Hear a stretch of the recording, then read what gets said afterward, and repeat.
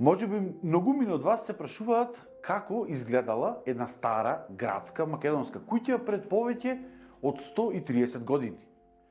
Како изгледал мебелот, какви биле килимите, завесите, лустерите, како биле нацртани таваните и ѕидовите. Денеска имаме навистина уникатна можност да се вратиме буквално назад во времето. Се наоѓаме во Крушево, во домот на господинот Јане Андре, кој што дел од оваа стара куќа го зачувал како вистинска временска капсула. Денес господинот Андре одлучи овој негов мал приватен музеј да го отвори за очите на пошироката македонска јавност. И верувајте, навистина има што да се види. Ајде да погледнеме.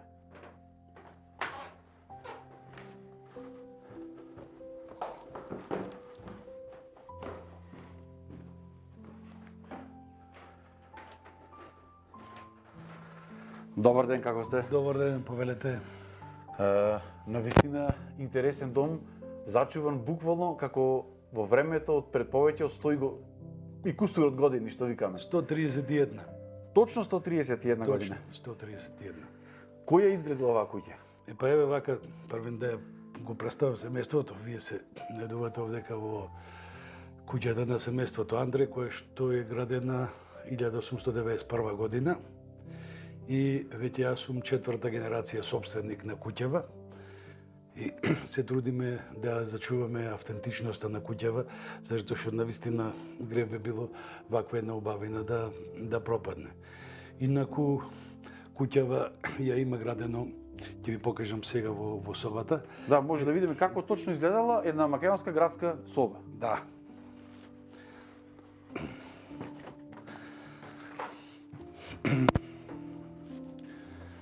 Куќава има градено, собственик на кој првиот собственик е Коста Андре, трговец од Крушево. Ова е вашиот прадедо? Ова е прадедо мој, на татко ми дедо. Инаку тој бил трговец кој што тргувал со богати деври дури од Виена. И за него има еден куриозитет, мислам со кој што јас можам да се гордам, дека пред 1903 година е опериран од катаракта во Виена. Замислете кога било тоа и во кое време се случувало. Инаку куќава е према кажувањата на професор Најденов, сега јас не сум стручен по таа проблематика и не можам да дадам некоја оценка, но овдека идеше кај нас професор Најденов од факултетот, архитектонскиот факултет во Скопје и земаше примероци од малтарот од куќава. Тоа е била некоја емулзија од врела вар, јајца и вино. Тоа кажуваше професорот дека тоа е еден многу цврст материјал, а за самава градба, пак се оградувам, по негово кажување дека е енглески тип на колонијална куќа. Иначе, куќава е на троспратна имаме поправа, имаме подрум и два спрата. Оваа соба кај што се најдуваме, тоа е главната соба во куќава, што по нашиот крушевски дијалект велиме арната одаја. Ова е арната одаја. Зошто арната? Арната одаја затоа што сите настани во куќава, главните настани во куќава се случуваат овде. За арно, за убаво? И за арно и за лошо. Овдека први се носи бебе кој ќе се роди, овдека се склопуваат веридби, одавде излага невеста. За жал, овде и одарот некој кој ќе почини, така да ова соба е најглавната соба во куќава. Иначе, амбиентот, колоритов на куќава е многу битен заради тоа што куќава има една символика. Видете сега овдека горе на таванот имате лик, после ликот доаѓа, видите, има тука пченка, грозје, дињи, лубеници и третиот долу е птици. Која е символикава? Символикава е дека во куќава да има луѓе, да има береќет, дари береќет и да има радост. Но имало и тага и радост и така натаму.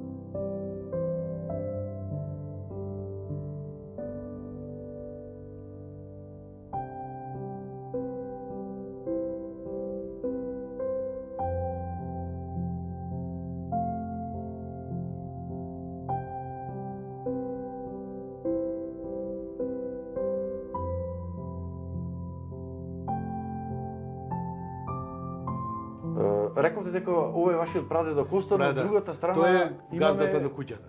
и една друга фотографија на еден војвода. Која е ова? Комита Ставре Андре, иначе првиот секретар на Питугули, кој што заедно загинаа 1903 година на 12 август, бранејќи Крушевската република на Мечкин камен. Инаку Каде е фотографирана? на Мечкин камен. Точно на Мечкин Точно камен. на Тоа е, Мечкин камен. значи пред Пред битката, два дена пред битката е снимана ова фотографија. Ова фотографија е гордост на семејството наше, затоа што сме се вградиле во државава со жртва и за некој просперитет на државава. Исто имам чичко брат на татко ми, па тој загинат Караорман. Имам уште еден чичко брат на татко ми со споменица 41 година. Така да, Значи вашата фамилија учествувала за слобода на Македонија од 900 период, да.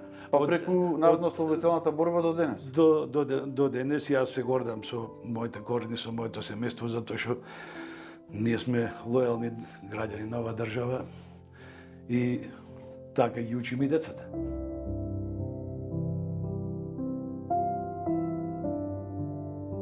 Во претходната соба, главната соба во оваа куќа, имавме можност да ги видиме вашите предци кои што се бореле на Мечкин камен во битката против османлиите, а тука имаме една фотографија на ваша роднина кој што се борел за време, како што кажавте, на народно-ослободителната борба.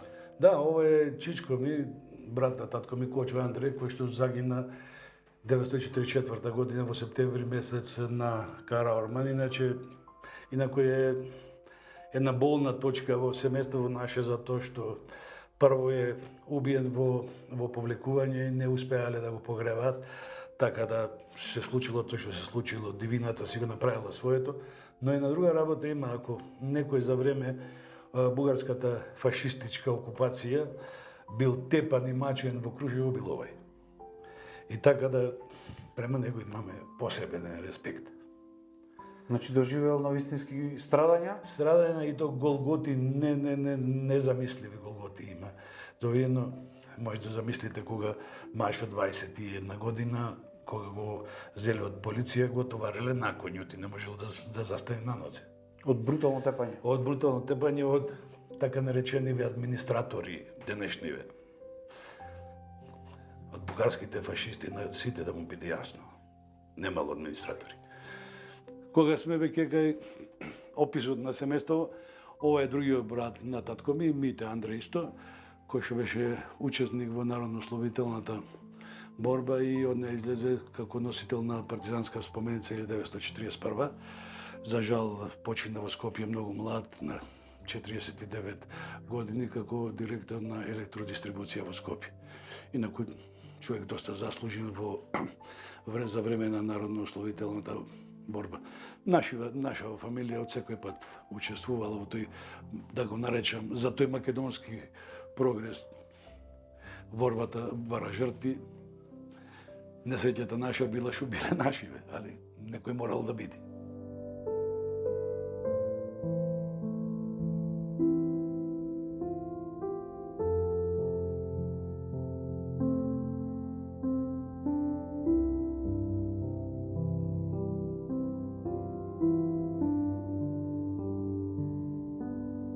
Инаку на самиот почеток испуштив да ви кажам дека куќава имаат градено тајфата од мајстори кои што го имаат градено рускиот конзулат во Битола. Значи, дедо би бил газда кој што барал мајстори да му изградат една квалитетна градба, што ја ве гледате дека и после 131 година изгледа прекрасно. Дали имате интервенирано во оваа куќа, во доградувано делови? Ништо не е доградувано, ова што гледате и таваните, ништо нема чепнато. Сега има овие дрвенарија, нормално дека треба да се одржува, треба да се фарба, али тоа е надвор од ова, од автентикава, но модерниве времења си го прават своето, така да и ние нешто во куќава имаме ново ставено. Тука се и децата кои што некој пат си бараат да се прилагоди нешто по нивните нормално според нивните потреби. Гледаме дека куќата е градена некако интересно на ниво. Па да, на ниво е куќата градена, имаме најдолу имаме простори две, и двете се 14 метра долги и 4 метра широки. Тоа се тие оставите долу кои што служеле на времето како некој си фрижидер. Затоа што во лето е многу ладно долу, а во зима е многу топло. Оти куќава е изградена од камен. Дали овој стил на градба бил карактеристичен за цело Крушево? Не. Инаку професорот Најденов кажуваше дека ова не е карактеристика на македонската архитектура, туку е англиски тип на колонијална куќа. Сега, што подразбира таа работа, јас не се впуштам да ви кажам, затоа што во таа работа сум тотален лаик и не би си дозволил да коментирам нешто што не ми е познато. Она што друго интересно да се забележи кога човек седи во оваа соба е дека нема оџак. Како тогаш се топлеле пред 130 години куќите? Да, ова е гостинска соба, овдека не се престолувало многу, али кога веќе имало луѓе се топлеле со мангал. Мангал на жар. И има, тука ќе видите на зидот, има една кука на која што се обесувала газиена лампа или она лампа што викаат со чорапче, како фенер, тука се осветлувало. Иначе овдека немало многу престој. Оваа соба се користела за исклучителни настани во семејството. Карактеристични за Крушево се и така наречените визити или имиња, пречекување на гости, тие се вршеле во овие соби? Овдека сите имендени овдека ги пречекувавме гостите. Затоа викам, во исклучителни случаи сме користеле така помасовно, инаку ако ќе дојделе луѓе гости драги како вас денеска, сме ги носеле стално тука. Кога станува збор за имендените, луѓето се послужуваат со разни сокови, сладка, блага. Овде ќе имаме една табла, сигурно со неја некои од вашите мајки или баби. Ова мајка ми, баба ми послужуваа за имендените и интересна е овај послужување кога табла што викаме ние, овдека затоа што е над 150 години во куќа. 150 години остава. Над 150 години во куќа, гледате, пишувано е на германски, е донесено исто од Австрија. Постар дури од самата куќа.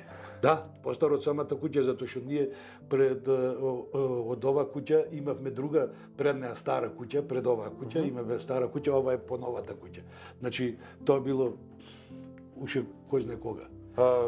Како потекнува историјата на вашата фамилија? Кога се доселени тука во Крушево и од каде? Нашава фамилија се доселени негде околу 1769-1780 година се доселени овдека од два дела. Едните се дојдени од Грамоз, другите се дојдени од Николица. Така да после злумите на Алипаше Јанински. После нападите на османлиите во Северна Грција и во Источна Албанија. Доаѓаат населението бега од тие напади, доаѓаат во Крушево и така се формира Крушево. Иначе Крушево е многу интересна работа, затоа што Крушево го формираат мијаците од едната страна, брсјаците од долнава страна и власите кои и сите едни ги донесле занаетите, други ја донесле сточарството, трети ја донесле трговијата. И така е направено Крушево како целина. Крушево во тој период бил, за разлика од останатите градови, навистина на модерна градска средина, која што била далеку во својот развој над останатите места. Па видите, има една многу интересна работа. Крушево пред востанието беше околу 16.000 жители. После опожурувањето има една миграција кон Софија, но меѓу двете светски војни е втората миграција према Белград. После земјотресот 63 година исто има една миграција и сега за жал има една огромна миграција, младите заминуваат затоа што овдека нема работа. Из вашава куќа има навистина доста зачувано стари фотографии, слики. Кои се овие личности представени на нив? Па, Дарко, во некоја рака куќава моја е некоја историја. Има од по различни временски периоди. Иначе, ова е мајсторот Шкудрејано, наш комшија овдека, кој што го изработил целиот молерај, сето бојадисување што си викаме ние по Кружевски овдека, бојаджијата, било ова и од која завршил со работа си направила еден автопортрет и ги оставил тука за спомен да се знае кој го правил малерајот. Иначе тој бил газда бил, значи што би се рекло денеска предприемач било дека, инаку имала една екипа фантастична кои што работели во Грција, работели во Александрија, работели за времето во Египет.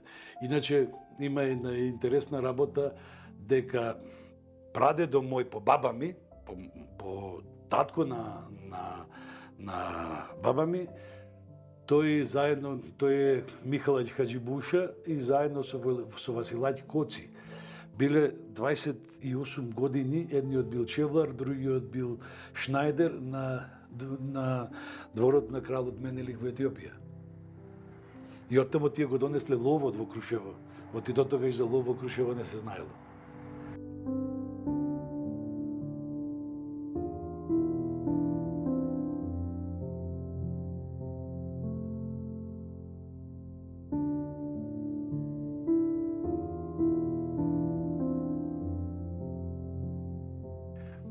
Еве за крај, дали вашите деца, внуци го сакаат ова вие што го имате зачувано и дали ќе продолжат и понатаму да ја пренесуваат оваа традиција?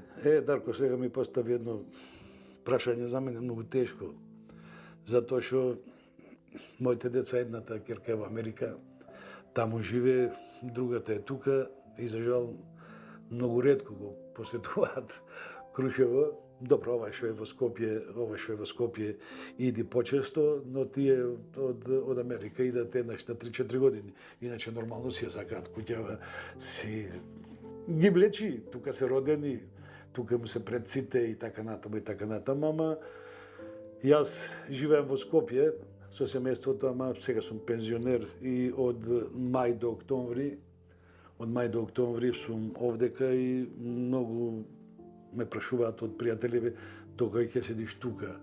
Дори ќе го направам ајварот. Кој ќе го направам ајварот? Ќе си одам во Скопје. Планирате понатаму ова соба да се остане ваква како Ништо вака и изгледа? на деца му имаме стајно збор, ама не. Мене еден ден ќе ме нема како тоа е биолошка работа, али им оставам збор, ама не да чуваат куќава. Јас летово им ја реновирав тотално. Значи само ова остана инаку другото напред фасади, дворови, сето тоа им го направив, сега нивно е да го одржуваат. Јас од мене толку. Доаѓаат ли луѓе да посетат собата? Како не. Многу често и ми е многу драго. Куќава не е само за мене. Сакам да видеат луѓето куќава да понесат некој печаток од Крушево, дека Крушево бил град, сега ние да се можеме да зборуваме колку сакаме, Крушево било Крушево и се надевам така ќе остане. Се надевам дека еден ден млади веќе сватат дека треба да се вратат овдека и дека треба да го продолжат што го нашиве предци. Јас морав во Скопје да заминам заради тоа што останав овдека без работа и морав да барам екзистенција, иначе да би имал овдека работа ни на крај на памет не ми текнало да го напуштам градот, но животот си ги носи сите тие работи си ги има, така да, меѓу другото, ми останува 5-6 месеци да си бидам, да си сум пензионер, да си бидам во Крушево, а другиве месеци пак еднаш месечно по недела дена идам овдека за да си ги платам сметките. Тоа ми е изговор, иначе имам јас овдека кој да ми ги плати сметките, ама си најдувам изговор да си дојдаме на недела да си ги платам сметките. Така да плаќањето на сметките ме кошта многу скапо. Господи Андре, ви благодарам на разговорот и што ги отворивте вратите на овој ваш прекрасен стар дом и што, еве, на некој начин целата македонска јавност имаше можност да го види ова несекојдневно нешто, ова временска капсула, како што ја нареков на почетокот, зачувана соба, буквално како што изгледала пред 130 години тука во Крушево. Дарко, мене ми е многу драго што денеска вашата телевизија беше тука, а уште ми е подраго што дојде ти тука како мој многу драг пријател. И мене исто. Драги гледачи, се надевам дека ви беше интересен целиот овој разговор и овие стари орнаменти, стар мебел, стари детали кои што имавте можност да ги видите, односно како изгледал еден дом, како изгледала една куќа стара градска во Крушево пред повеќе од еден век.